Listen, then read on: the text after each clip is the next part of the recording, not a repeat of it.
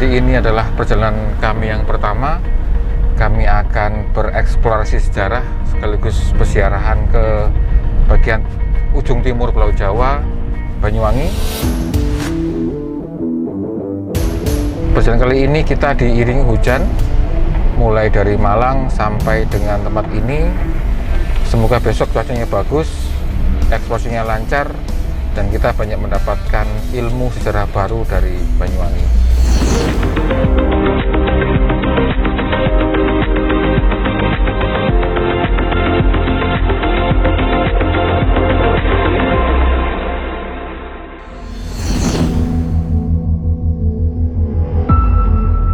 Sekarang jam 10:30, kita sudah sampai di Kumitir.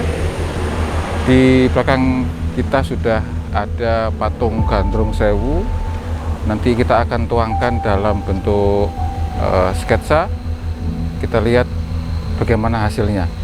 Bareng kita hari ini sudah ada Pak Anwar. Pak Anwar ini mengepalai Museum Singasari dan juga salah satu pejabat struktural di Dinas Persatuan dan Kabupaten Malang.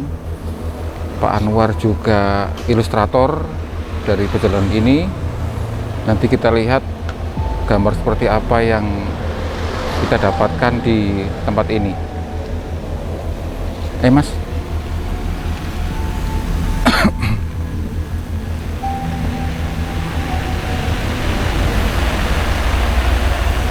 sampun siap Pak Anwar.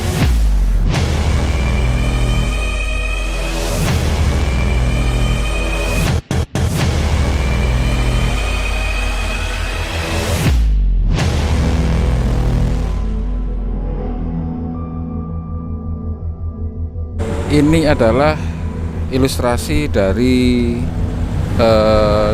dimensi lain yang ada di tempat ini sebagai penanda bahwa dimanapun tempat kita berada, maka dituntut untuk selalu bersopan santun, menjaga tutur kata dan perilaku sehingga bisa hidup berdampingan dengan sesama makhluk ciptaan Tuhan. Pak Anwar, wonten sing badhe disampaikan Pak, pengalaman pertama menjadi ilustrasi perjalanan ke Banyuwangi. Apapun yang ada di sekitar kita itu wajib kita yakini ada, terutama hal-hal yang gaib.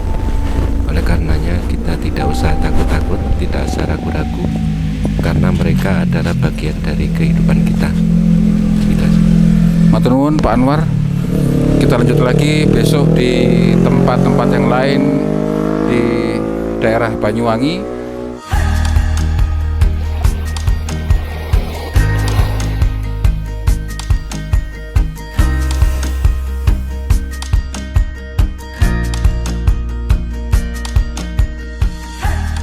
Selamat pagi, sudah di Banyuwangi. Semalam sampai jam 11:30 malam di penginapan yang sangat homey, harga terjangkau. Silakan bisa dicek di My Home Homestay di Google atau di aplikasi lain. Perkenalan kru ke Banyuwangi pada kali ini. Ini ada Mas Boy, ilustrator aliran manga. Ada Pak Anwar, Pak Kepala Museum, merangkap tukang sketsa yang luar biasa. Ada Mas Erwin dari Museum Singasari. Wah, luar biasa ini. Dan ada Mas Kevin dari Medan. Nah,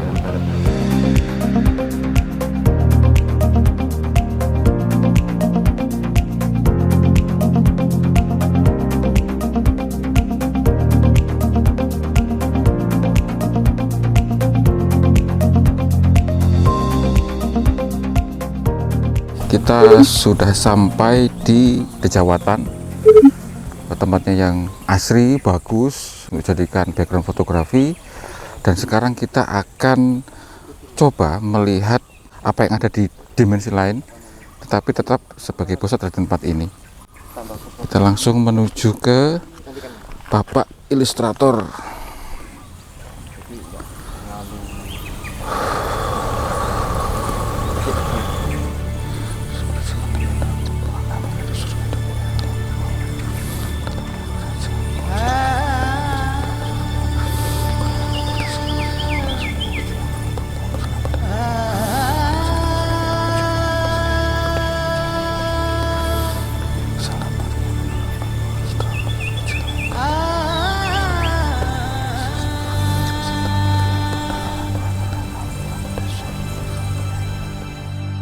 Pada awal-awalnya memang yang tampak secara bayangan oleh saya itu sosok tubuh begitu aja, cuma berwarna hitam.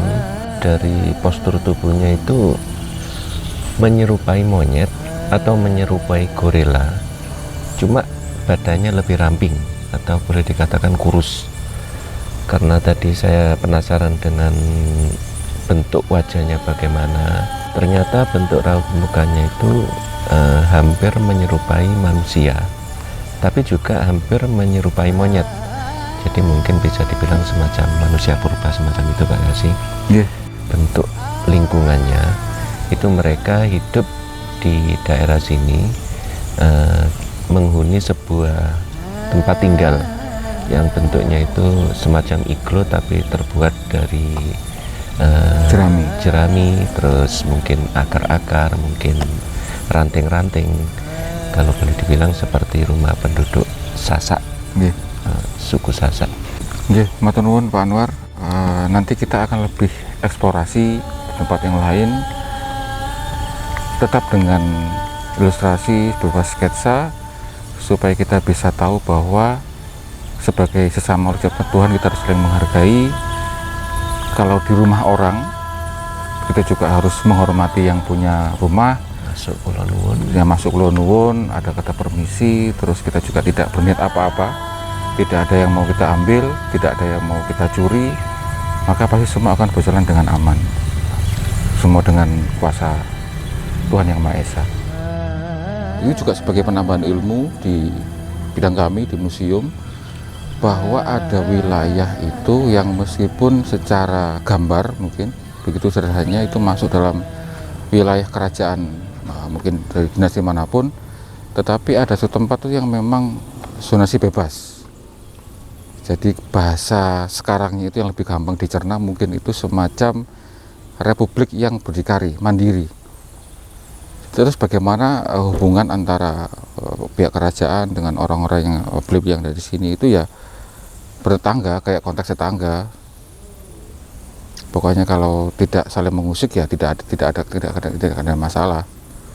Itu sudah penambahan ilmu baru.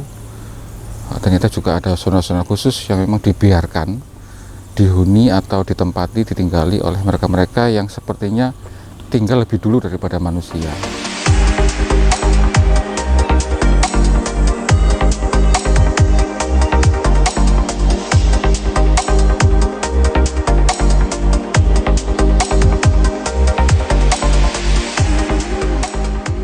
Kita sedang perjalanan menuju ke Alas Purwo.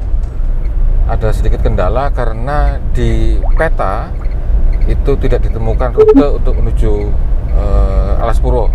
Jadi ini kita kembali ke cara lama untuk mengetahui di manakah posisi Alas Purwo melalui GPS, yaitu gunakan penduduk setempat sebagai sumber informasi. Kurang lebih sekitar 40 menit lagi kita akan sampai di gerbang menuju Taman Nasional Alas Purwo.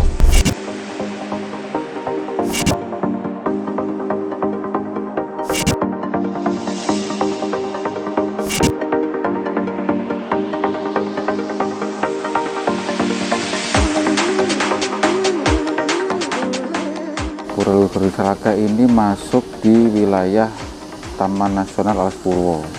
Jika dihubungkan dengan Museum Singhasari ini, ternyata menurut penjelajahan kita dan perlu diuji secara literatur, ternyata Singhasari atau Tumapel itu memperoleh hak istimewa tanah datang miliki, Pak. Dan ini kita perlu ditelusuri pemberian tanah ini atas dasar apa.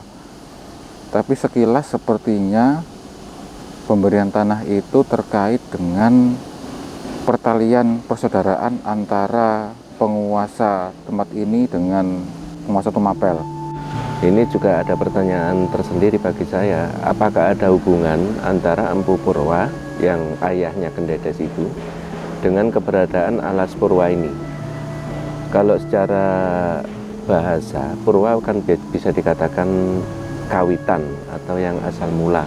Tadi kita sudah diskusi, barangkali ada penyebutan itu oleh sekelompok orang karena Alas Purwo ini terletak paling timur dari Pulau Jawa. perlunya kita mempelajari sejarah secara keseluruhan, baik itu secara literasi, secara tutur, secara bahkan metafisik pun sebisa mungkin jadi acuan kita. Sepertinya ada penyambutan karena kita datang dari Tumapel, Pak Anwar, maka dapat diilustrasikan melalui sketsa. Jadi itu ada beberapa pejabat negara yang menyambut. Monggo kalau Bapak berkenan kita bisa langsung ke sketsa. Monggo. Ya, jadi ini adalah sebuah simulasi tentang tata cara penyambutan tamu agung ketika berada di wilayah kekuasaan dari sahabat atau saudara. Jadi Pak Anwar sedang bekerja dengan sketsanya, maka nanti akan tampak formasi dari para pejabat-pejabat tinggi negara pada waktu itu, para pembesar-pembesar dari Tumapel. Purwa itu simbol dari niat awal dalam hidup beragama. Bisa diartikan purwa itu kalau memakai bahasa sekarang itu tempat pembaptisan, tempat seseorang itu dibayat untuk memeluk agama tertentu, purwa. Dan perjalanan ke barat itu untuk memperdalam ilmu agama sampai di Arjuna, Malang. Sampai di Arjuna. Jadi Jawa Timur itu rangkaiannya damel secara kelas luruh, untuk naik peringkat tertentu. Dan kompleks Brahmana paling utama Malang,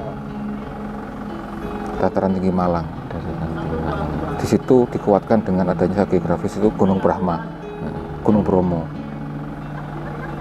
Nah, pun terbuka satu persatu tabel sejarah. Kenapa kok ini purwa?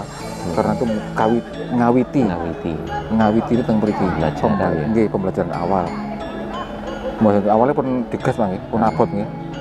Jadi semakin ke barat semakin berat gitu. Dan misalnya penerimaan biasanya kan enteng ya. Tidak semua brahmacarin para ini kan santri toh. Itu bisa sampai bisa sampai Malang karena berat sekali ujiannya gitu. Hanya orang-orang tertentu yang memang orang terpilih yang masih bisa tembus sampai ke Malang. Atau bisa jadi salah satunya yang bisa mencapai Malang itu Empu Purwa itu. Empu Purwa. Kan dari Empu Purwa lah lahir Ibu Ratu. Kemudian Ibu Ratu menjadi ibu dari raja-raja besar di tanah Jawa.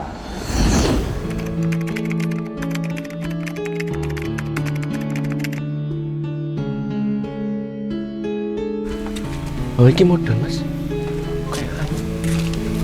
Maksudnya mriki Bapak? Ini kuno mas ya? Apa? Kuno nih Pak. Iki hanya ini kulo kuno. Oh, bunyi persis Pak, kados gambar jenengan sing tengah niku lho. Oh, berarti wau mriki Pak nggih. Secara persis teng mriki Pak. Misalnya posisinya dek ini lho. Nggih, sami teng wau berarti. berarti. Kuno ya iso ya. Kan dari samping ya. Jadi kan wau kan apa background samping niki? Ono petilasane bareng ya. Apa? Petilasane bareng. Pundi? Iku ono enggak tulisannya petilasan itu.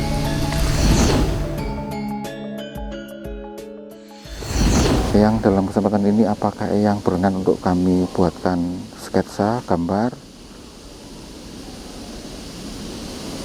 Jika itu yang menjadi kehendakmu. Ya ampun, ayu nih. Sampai terharu.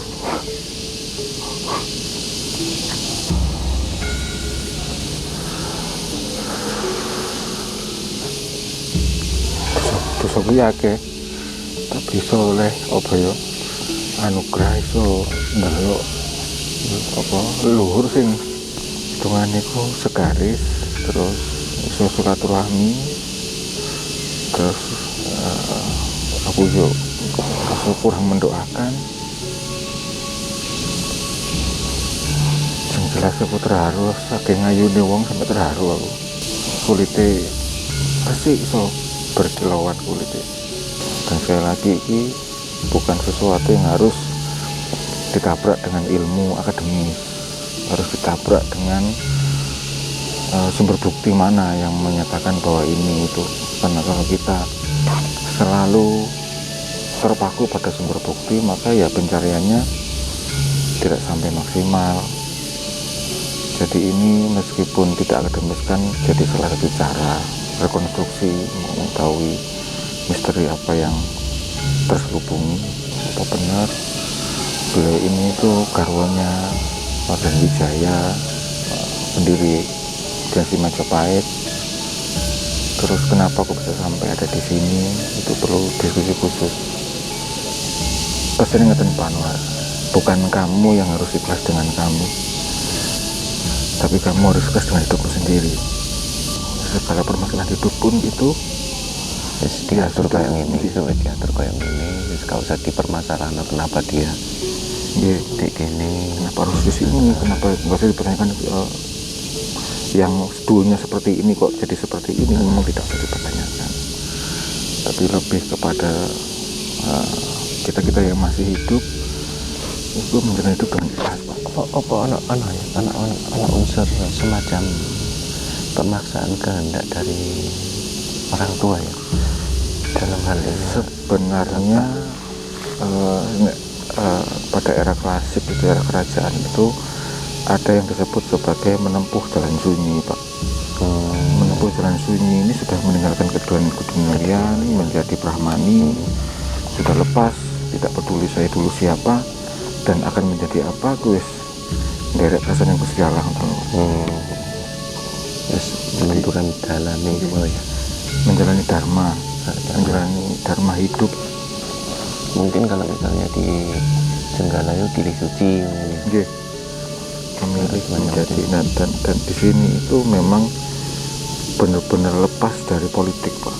Sama tidak ada unsur politik, murni agama, murni untuk kembali pada jalan Tuhan, jalan Gusti Allah. Jadi ini juga apa ya, sebagai referensi baru bahwa Alas Puro ini nggak terlalu mistik, orang nyari ilmu, orang narik pusaka dan lain-lain, tapi lebih ke arah pendarmaan itu, pendalaman filosofi hidup, Pak, sebenarnya. Yang memang karena sudah tidak connect antara leluhur dengan keturunan, nggak connect, jadi kan lepas, tidak ada transfer hidup, transfer filosofi hidupnya sudah tidak ada. Putri ini sajane ini jarang muncul di banyak, nggak buatan kurut, tapi beliau ini selalu ada, tapi tidak semua orang mau ditemui. Nah, ini ternyata salah satu keturunan langsung dari Prabu Tawanghawa.